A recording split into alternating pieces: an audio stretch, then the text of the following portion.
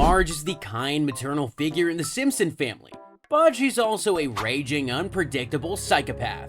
Starting with It's a Mad Marge, an episode that sees Marge ruining a wedding and then attempting to kill the bride multiple times. The episode kicks off with Principal Skinner giving every kid in Bart's class a video camera to make a movie. Naturally, Bart's brain is already scheming about how he can do something awful with this. Meanwhile, Otto drives the bus through a drive-thru to propose to his girlfriend Becky. She says yes, and somehow Bart offers up their backyard for the wedding, without ever bothering to ask permission first. Of course, Marge isn't thrilled, but Bart's like, who cares? We've still got all that crap from Apu's wedding in the yard anyway. Oh yeah, that's why he didn't ask. So the wedding day rolls around and things are already headed for disaster. Becky confesses to Marge that she hates heavy metal. Probably not the best thing when you're marrying Otto. Marge brushes it off at first, but when Otto hires some loud-ass Poison tribute band, she can't help it. She has to start meddling. She tells Becky to give Otto an ultimatum. It's either her or the heavy metal. Why are you doing that, you nutjob? Surprise, surprise, Otto picks the band.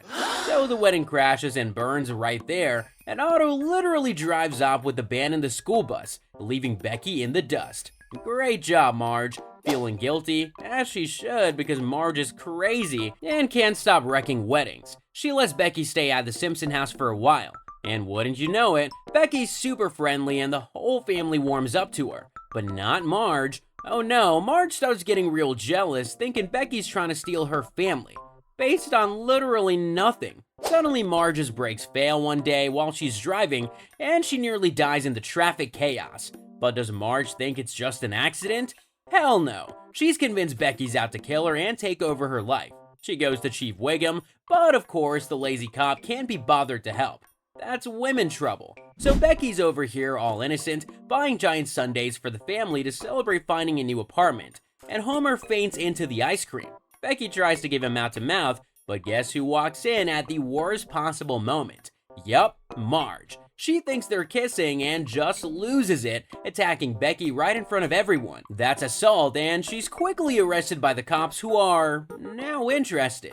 Next thing you know, Marge is declared insane by some quacks at a sanity hearing, but she won't go quietly.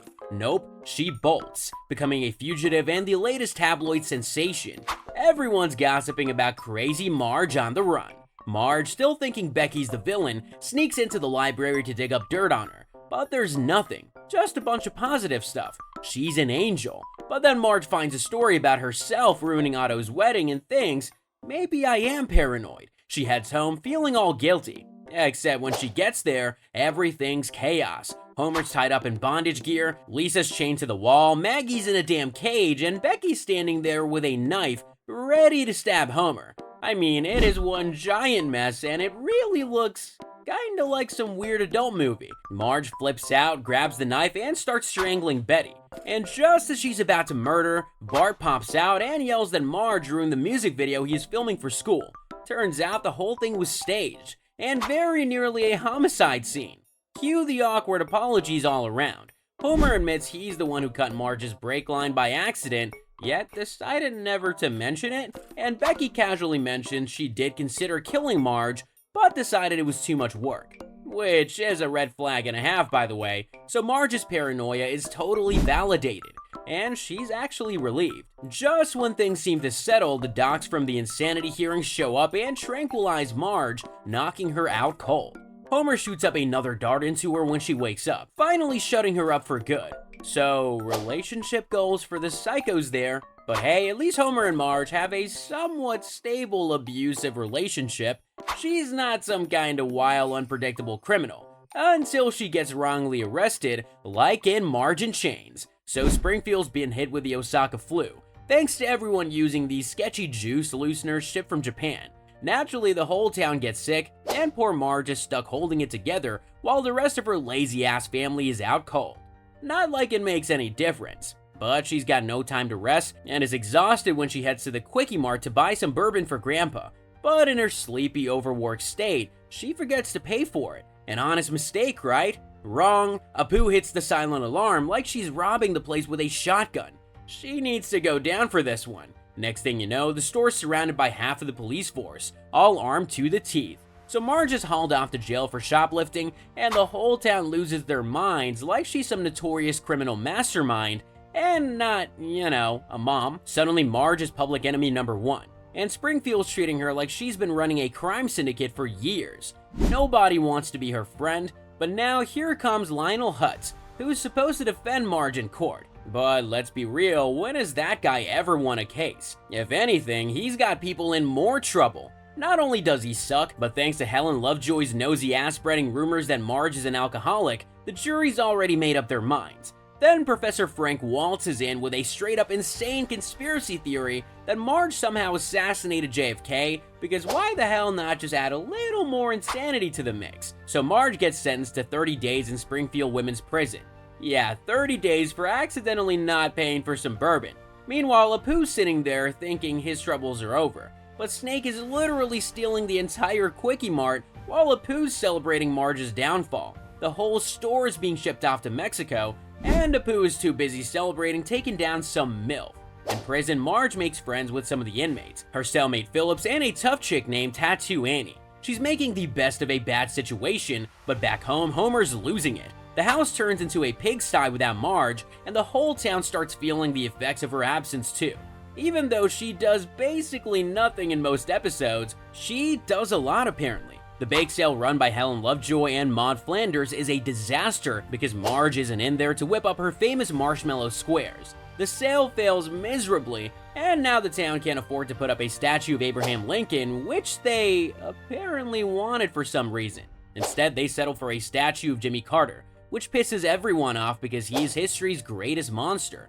The whole town starts rioting, and they even use the Carter statue as a battering ram to cause more chaos. The cops are useless as usual, Wiggum's dumb enough to piss off the police dogs, and they end up attacking him instead of stopping the riot. At this point, Maude Flanders is finally like, none of this would have happened if Marge was here. Yeah, no duh, Maude. So the town led by Homer and Maude demands Marge's release. Mayor Quimby, desperate to save his own skin and get some brownie points with the voters, lets her out early. The town throws a party for her, complete with a statue of Marge. Well, it's really Jimmy Carter's statue, but they slap Marge's hairstyle on top, so close enough. Homer and the kids rush to clean up the disaster at home before Marge gets back. And in the end, everything's forgiven because there are no such things as consequences in Springfield. Which is exactly how Marge is able to get away with some of the more unhinged things that she does. Like when she got addicted to steroids and decided to basically abuse everyone she encounters in the strong arms of the mob. So the Simpsons roll up to Rainier Wolfcastle's garage sale, where he's selling all of his junk for pennies. Homer asks if there's anything that'll be worth something once this dude croaks and walks away with a whole weightlifting set he'll never use. He packs it all into the car like some Tetris-level maniac, but now there's no room for him. So now Rainier's gotta carry his dumbass home in one of those ridiculous baby harnesses, adult-sized of course. It's weird nightmare fuel. Anyway, on the ride back, the family's hit with a stench from hell. Maggie's diaper situation has gone nuclear. Marge hauls it over to the Quickie Mart, and Apu's not too thrilled about her using the restroom. But when the smell hits him, he's like, get in there now. When Marge finally emerges with a fresh-smelling Maggie, boom, some shady dude in a goofy hat pulls a gun on her. And what does he walk away with? A handful of diapers and Marge's pearls. Traumatized as hell, Marge shuffles back to the car in a haze and breaks down in front of the other kids. It's actually kinda sad for a Simpsons episode. Like, what is this emotion? The next day, they report it to the utterly useless Chief Wiggum, who's like, yeah, sure, we'll get on it. Of course, he doesn't. Marge, meanwhile, is spiraling. Homer gives her pepper spray, but when Ralph Wiggum pops out of nowhere like a damn jack-in-the-box, she straight up maces the poor kid. She bolts home filled with anxiety and guilt. But she shouldn't be. It's only Ralph, so Marge is now petrified of stepping outside. She becomes a basement-dwelling hermit, cooking breakfast and hiding from the world. But while she's down there, she gets real cozy with the weights that Homer brought home. 2 weeks later, she's ripped, six-pack and all. Finally, she's like, screw it, and dashes outside, only to run into that same dirtbag who mugged her. Instead of freezing, she goes full Hulk mode and beats the ever-loving snot out of him.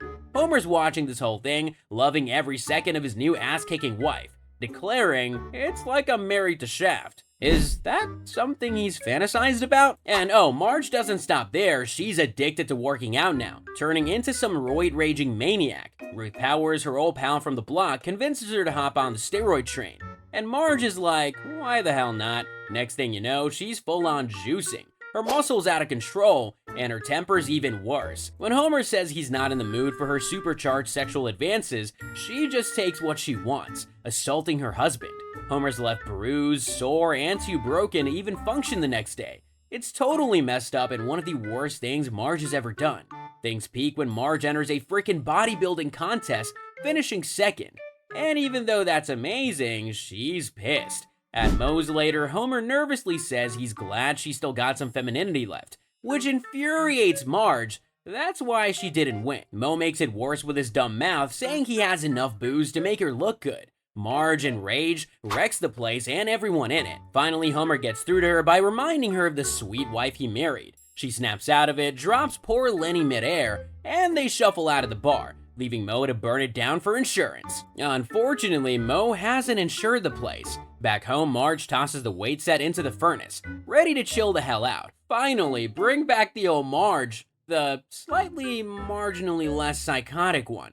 Actually, sometimes the psychotic Marge comes in handy for Springfield, like in The Springfield Connection, where Marge's power trip and abuse leads her to the perfect job, police officer. So Homer and Marge are driving back from a concert, and because Homer has no self-control, they drive through some sketchy-ass part of town. Homer gets roped into Snake's 3-card Monte game and gets scammed out of $20 because of that shady card swap move.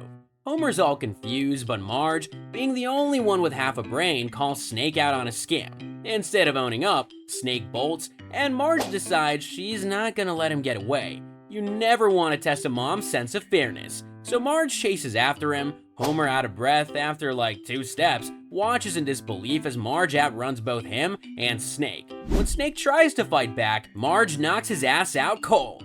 And honestly, she looks kinda thrilled by the whole thing. Snake gets arrested, Marge gets the money back, and something clearly awakens inside her. Now Marge is back to her boring ass life, but after that rush, the grocery store? Snooze. She's rolling around on her cart like a damn lunatic, crashing into stuff just for a kick. She's hooked on that rush now. Regular stuff just doesn't cut it anymore, and before you know it, she's signing up for the frickin' police force just to get more of a jolt in life. Wiggum laughs his ass off at the idea, but lets her join anyway. And of course, Homer is not on board, but Marge just promises she'll still let him be the man of the house. Yeah, right. Training goes surprisingly well. She's killing it on the obstacle course, shooting range, and even the high-speed driving test. Wiggum barely notices, but whatever, she's in. You don't have to be skilled or talented to be a great cop after all.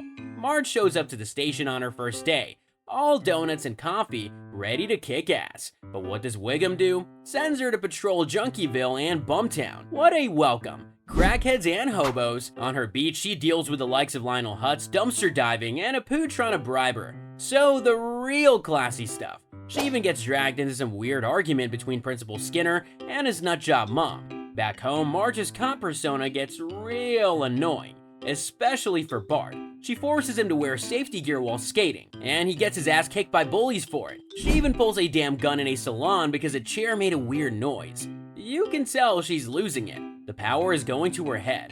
Homer, on the other hand, thinks he's untouchable because Marge is a cop. One night, he and the guys are playing cards and smoking illegal Cuban cigars like total idiots. Marge busts in and flips out when she catches them gambling. Homer's crew bolts, but he's just pissed she's not really at home anymore. The next day, Homer's parked illegally, taking up 3 handicap spots like a total jerk, and buying booze for underage bullies. Marge, doing her job, tells him to knock it off. Homer's dumb enough to push her, even stealing her cop hat. She doesn't hesitate to slap a ticket on him, and then, when he gets mouthy, arrests her own husband.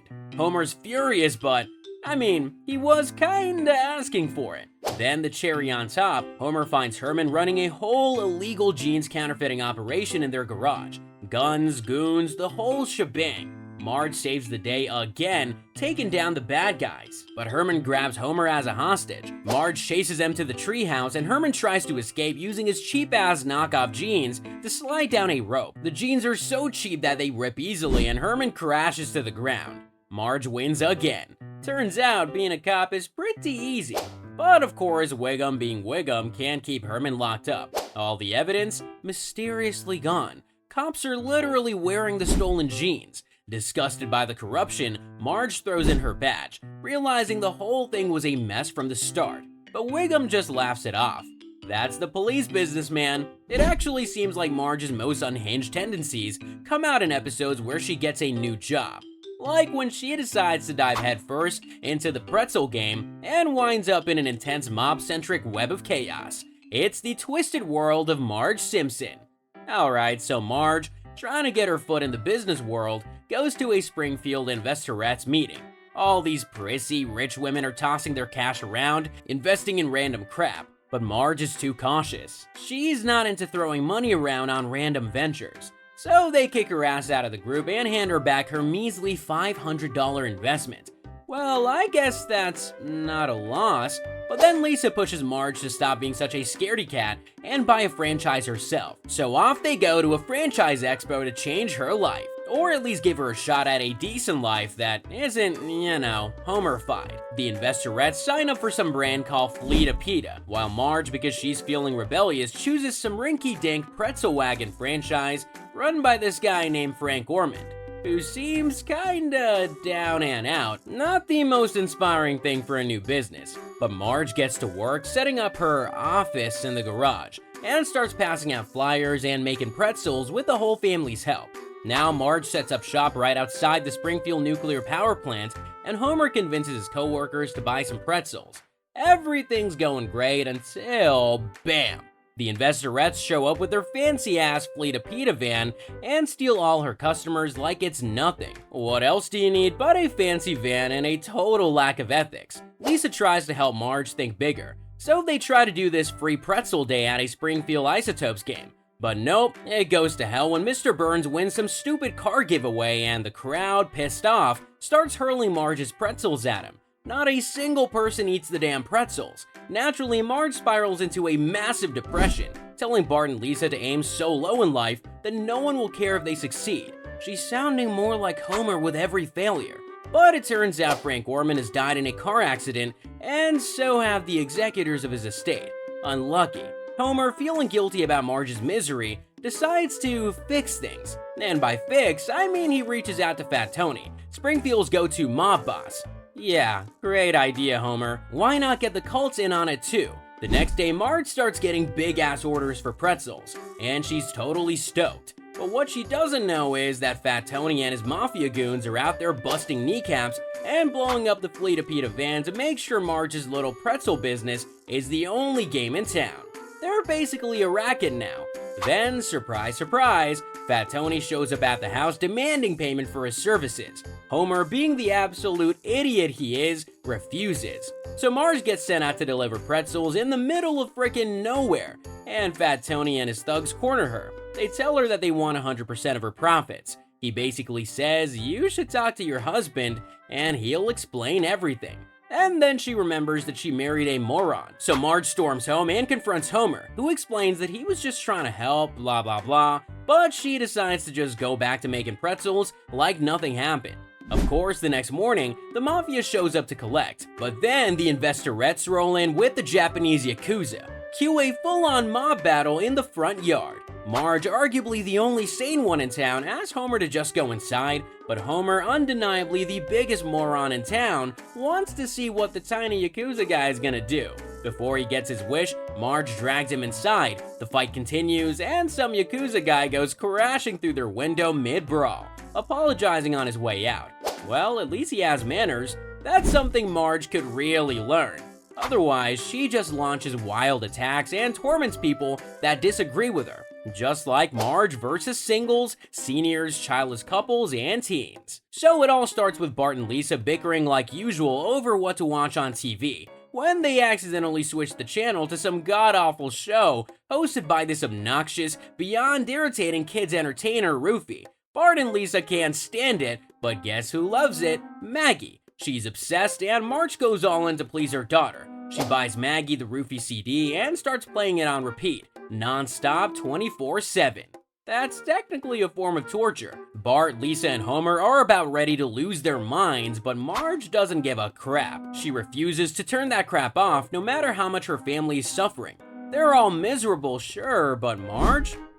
She's too busy catering to Maggie's every whim, so the family becomes desperate. Bart tries getting in trouble on purpose just to escape the horror of that never-ending Roofie song. Lisa tries to turn off the TV at one point, and Maggie legit snarls at her like some kind of wild, unhinged animal. But Maggie doubles down and even buys tickets to Roofie's live concert.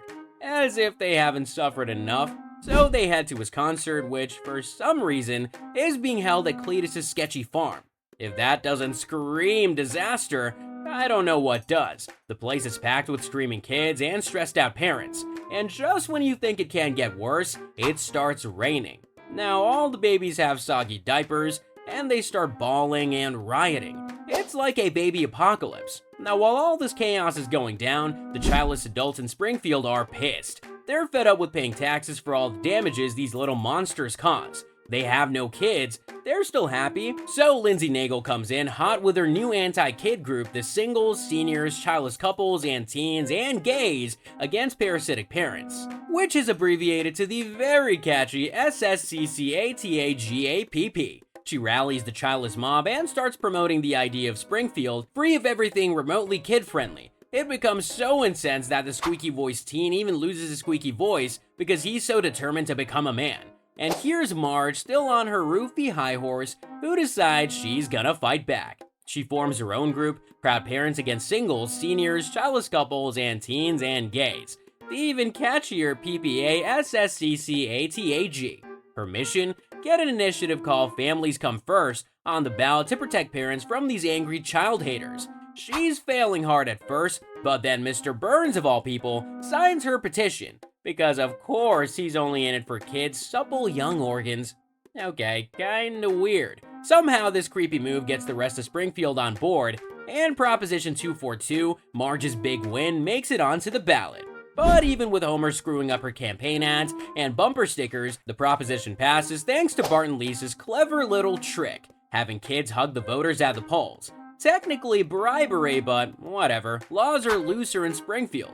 The opposition collapses. Lindsay Naegle's group is done for, and Marge wins. People with kids have rights again, whether we like it or not. Of course, Homer celebrates by ditching Bart and Lisa at an R-rated movie without supervision, while he and Marge go off somewhere nice. So, good parenting wins out again. Although, to be fair, Marge has always been as terrible a parent as Homer. It's basically why she ended up abandoning her family for the slot machines in Springfield. Or how I learned to stop worrying and love legalized gambling. So we begin with Springfield being broke as hell, unsurprisingly, and Mayor Quimby's trying to figure out how to fix it. Principal Skinner for some reason suggests legalized gambling, arguing that it's helped boost failing economies. And for once, Marge doesn't freak out and protest like everyone expects. Kinda says a lot about your reputation there, Marge. Instead, she's all, yeah sure, why not? And boom, Springfield's getting a casino. Burns and Quimby team up, and Mr. Burns designs the most ridiculous casino ever. Meanwhile, Marge is at home doing her usual helpful mom thing, helping Lisa figure out a costume for this pageant at school. But Marge is now apparently all about gambling and tells Lisa to go dress as Nevada. Lisa says hell no, so Marge suggests she dress up as Florida because she likes old people and oranges. Talk about passive-aggressive, Marge. So the casino opens and Homer gets a job as a blackjack dealer.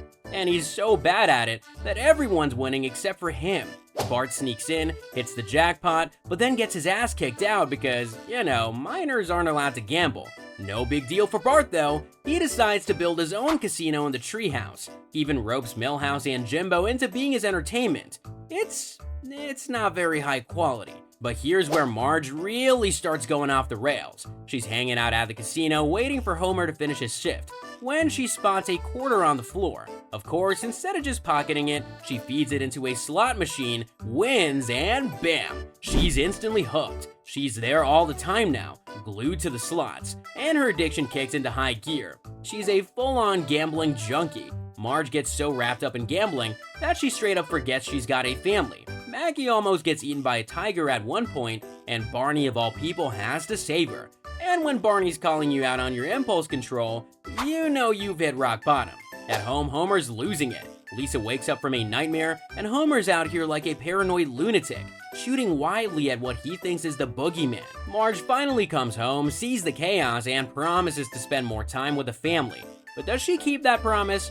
Hell no. She has an addiction to feed.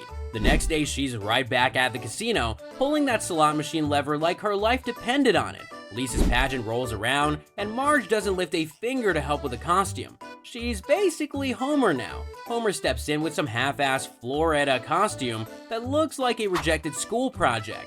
Lisa's devastated, thinking she looks like a monster, but Homer is convinced this is all Gamblor's fault. Gamblor being the made-up evil gambling monster that's got Marge trapped. Eventually, Homer snaps, he charges into the casino, literally causing jackpots to go off in his wake somehow, and finds Marge. He throws the slot machine to the ground and scolds her for breaking her promise to Lisa.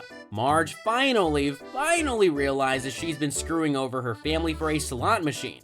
She agrees she has a problem, but therapy? Nah, that's too expensive, according to Homer. She can be miserable like everyone else. Lisa still gets an award for her costume, as it's clearly been made without any parental help. She gets to share the award alongside Ralph Wiggum, who dressed as Idaho with a sheet of paper taped to his chest. Yikes. Now, having saved his wife, Homer rubs her face in it, telling her that her gambling addiction is worse than any of his screw-ups, which is a bold statement from a guy who has at least 36 seasons of disastrous behavior. In exchange for Homer shutting up and letting it go, Marge promises to stay away from the casino for now. It's actually a sweet ending, showing that Marge keeps her family close to her heart, which happens again in Large Marge, when her suddenly ginormous boobs bring her a lot of free stuff and attention, turning her into a very different person. The episode starts with Homer being a dumbass, as usual. Nothing new here. He and Lisa are watching some history show, and they make a bet on the 1948 election. Homer, in his infinite stupidity, thinks Dewey's gonna win because he believes the polls. But of course, Lisa's the smart one, so she wins the bet and gets to pick what they do for Daddy-Daughter Day.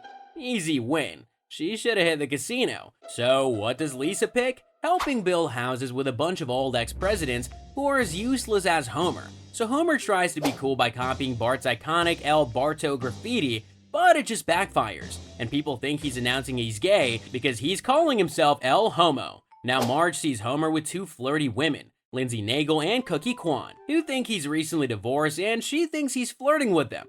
Yeah, sure, because Homer's always got the ladies swooning, right? What an unbelievably good-looking guy he is. Anyway, Marge freaks out and decides, you know what'll fix this? Surgery. So off she goes to get liposuction. But the docs screw up and give her breast implants instead. Massive ones too. She's pissed, but the doc tells her she's stuck with them for 48 hours. Marge is fuming. Meanwhile, Bart and Milhouse are recreating some dangerous Krusty stunt from TV.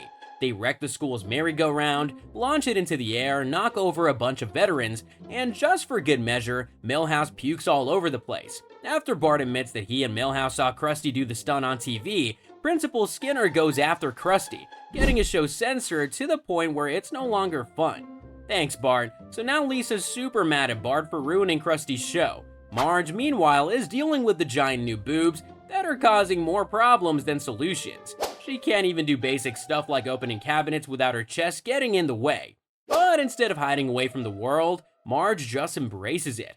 Well, not on purpose at first, but you know how it goes. She can't exactly hide them. So Homer and the kids find out, and Homer's immediately thrilled. They go to Luigi's, and Luigi's like, forget the Flanders, Marge is getting the VIP treatment because of those giant jugs. Everyone's losing their mind over Marge's new look. And there's even a whole musical number about her boobs. It's kinda wild, but I get it. Marge starts getting job offers, including one to model for AC Milan, because soccer players need boobs too? I have no idea. She tries it out, but quickly realizes that having massive breasts is not all it's cracked up to be. Back pain, men ogling her like she's a piece of meat. She's over it real fast. She's gotten all the good stuff out of it, which is to say, free pasta. Now Bart comes up with his dumb plan to help Krusty get his reputation back. The idea is that Stampy will threaten Milhouse, Bart will call for help, Krusty will respond and use the safe word Magumbo to get Stampy to give them up, and he can be the hero. Simple, right? Unfortunately, Stampy stuffs Milhouse, Bart, and even Homer into his mouth almost instantly, and Krusty can't remember the safe word, sending the whole plan into chaos. The police are ready to start shooting at Stampy, so Marge whips out the big guns. Yup, she distracts everyone with her giant breasts. Gotta take one for the team sometimes, right? Krusty, of course, looks at Marge's chest and accidentally says the safe word for Stampy. Wow, look at those Magumbos! Because he's only able to think about one thing at a time. Well, two. Stampy lets everyone go, Krusty's back to being a hero, and Marge finally gets those damn implants removed. Homer's thrilled because, in his words, he can finally get his arms around her again. Yeah, but you'll be getting less free food, so you win some, you lose some.